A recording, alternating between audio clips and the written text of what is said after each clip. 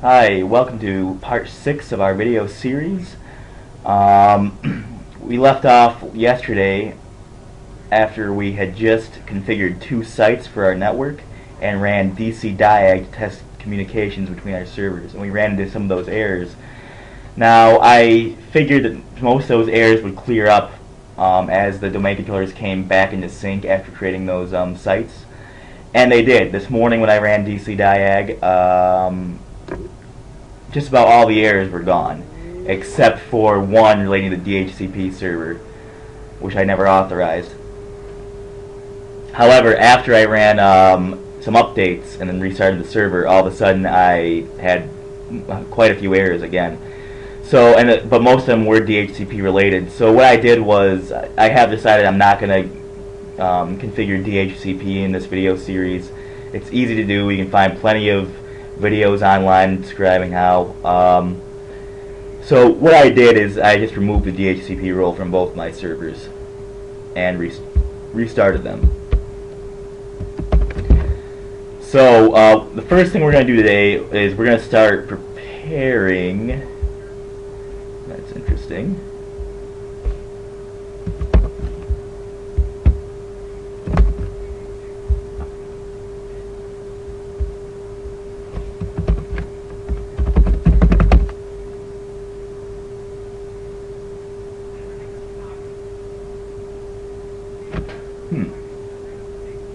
It asked me to sign into administrator. Oh, I'm sorry, I'm on my EX box, of course. So, there we go, good, I was worried for a second. Anyway, so yeah, the first thing we're going to do today is configure our replication interval. So, like you saw in the last video, it's set by default for once every 3 hours. And there are reasons why you might want to have it interval of 3 hours, but we're going to set ours to the lowest possible interval, which is 15 minutes.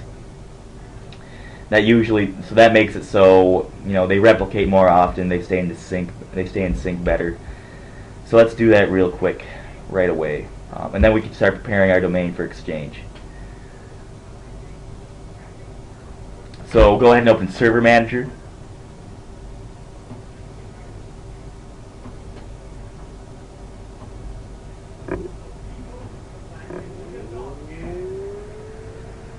When it boots up, which some days takes longer than others.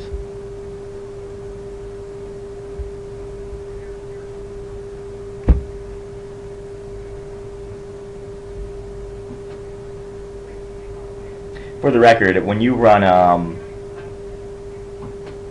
EXXI environment, make sure you have enough resources to run the experiments you want to run. Windows Server, all these roles I've installed, DNS and DHCP and Active Directory, and to run a domain controller with those roles, or 2 of them, or even with a few workstations, it really doesn't take that much RAM or resources in general.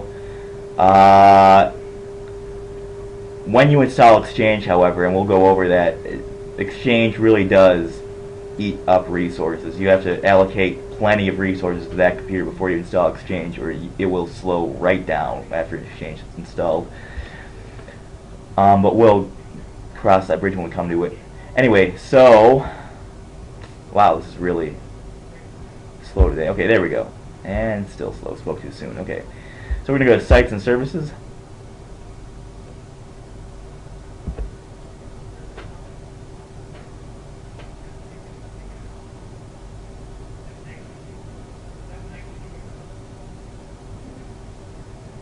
Wow, this is frustrating. Okay. So expand sites. This is where we were last night, as you can see. Here's Boyne, and here are servers. DC2 is in Boyne, and DC1 is in Petoskey. So we are going to go to our inter-site transports. Actually, we're going to drop that down, like we did yesterday, and then go to IP. Now here is our default site link. We're going to double click on that. So there's no reason to really change the default site link, its name, or anything like that, or recreate one. we can use the one that's already created. It's got all of its attributes set the way we want them for the most part, at least for this experiment. However, we want to change the replication time from once every 180 minutes to once every 15, which is the lowest you can go. Okay, and we're going to change its schedule. So as you can see, it's going to replicate once every 15 minutes every single day, and you can change on what days it replicates and what days it doesn't. We're going to leave that the same. Okay, and there we go. It's good to go. Now, then we're going to run DC diag really quickly and see if removing DHCP has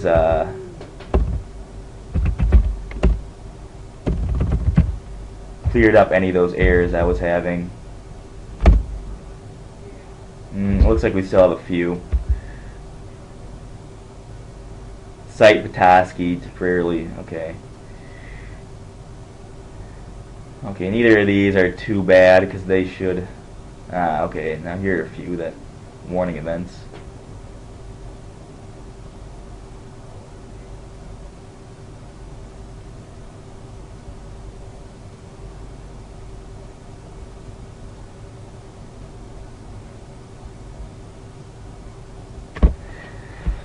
Okay, there's nothing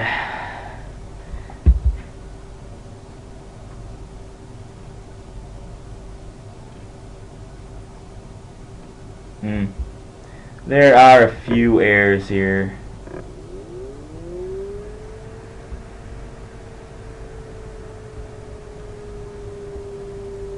Actually, this is pretty, by the looks of it, pretty bad.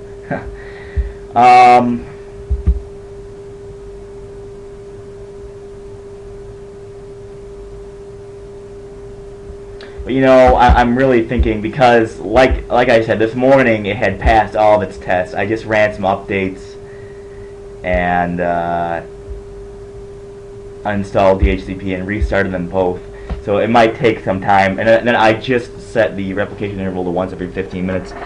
So it may take some time for them to come back into sync. I'm thinking they may still be out of sync.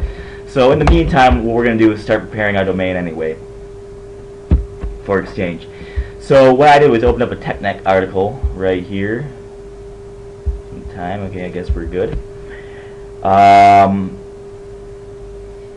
Okay, so TechNet's probably the best source of information for installing any kind of Windows server, really, or finding good material to study up on for any Windows product. Now, it's not perfect. You'll still run into errors sometimes. It won't cover. However, it's still the best thing for beginners. Alright, so we are under Exchange 2013 prerequisites. So it is easy to find. If you Google Exchange Server 2013 and go to TechNet, you will find this whole manual for installing Exchange. So this isn't really preparing the domain. I kind of misspoke. What we're doing is installing prerequisites. Here are some features you may want before you install. Net Framework 4.5.2 and Windows Management Framework 4.0. However, this is included with Windows Server 2012, and as a matter of fact, I don't really need. I think I might already have Net Framework 4.5.2, and let's find out really quick. If we go to Add Roles and Features, and go to Features. Yeah, actually, I do have Net Framework 4.5 installed, which is good. Okay, that's all I really need to see. Okay, so we can skip all that. Now, this is important. Open Windows PowerShell and install Remote Tools Administration Pack, which is this command right here for Windows Server 2012. Now, we haven't used PowerShell yet in any of these videos. It's a tool that you will be using a lot as you start getting into Exchange for troubleshooting and for a lot of different reasons, actually. You know, there aren't many experts in PowerShell out there, but basically you want to become familiar enough with it to where you can, you know, Google a command and run it, and know the basic structure of it. It's a really powerful tool, actually. I'm no expert by any means. However, I know enough to install Exchange with it. So anyway, we're going to run that command.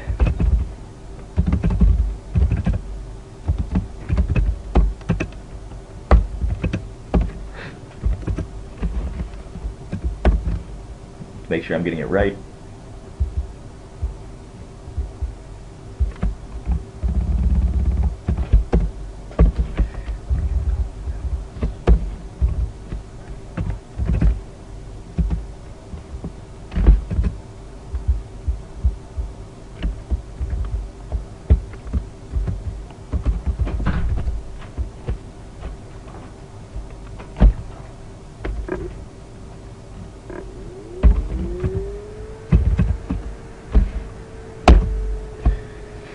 Okay, and there we go. So we just installed that Windows feature, and we did this on our domain controller, specifically the domain controller that we're going to be using to run our domain prep, which is DC1. So I believe I mentioned this in our last video.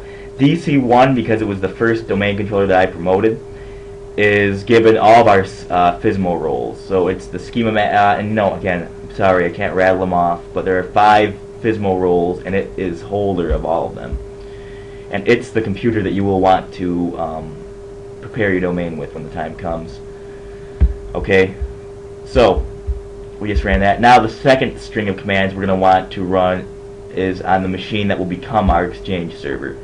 So we will be installing the mailbox and client access server roles in the same machine. And we will need to install all these Windows features right here for that to before we can install Exchange. So we're going to go to our Exchange box, which is right here, which we really haven't messed with much since we created it. So this machine is still, it's not part of the domain yet, and it doesn't have to be yet. So right now I'm just going to run this entire script right here in PowerShell of this machine, and which will install all of these Windows features that you can see. So we're going to pause right here, and when I come back I'll have this ran, and we'll continue then. Okay, and we're back. You know, I think it's possible to copy and paste if you have VMware tools installed. However, you know, it may be that vSphere 5.5, or I think actually we're on vSphere 6.0, doesn't support copying and pasting. So I had to actually type all that stuff in. It took a while, but it looks like I spelled everything correctly, and it looks like it's going to accept it. So I'm installing all these Windows features on the machine that will become my Exchange server. Okay. While it's installing, let's go ahead and run DC-diag again and see if we cleared up some of those errors that we were running into. It's definitely been at least 15 minutes since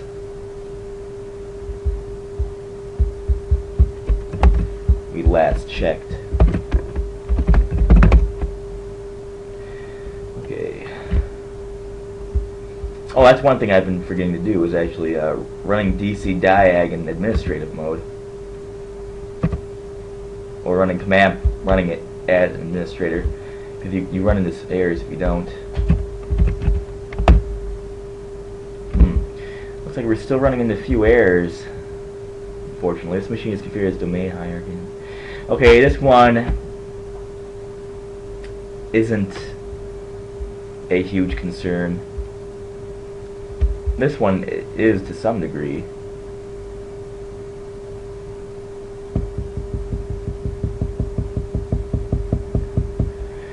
It's saying it doesn't map to Petoskey, which is odd.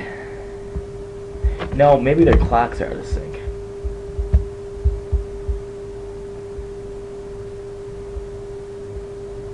Anyway, we're going to end this video right here for today. All we did really was install the Windows features necessary for preparing the domain.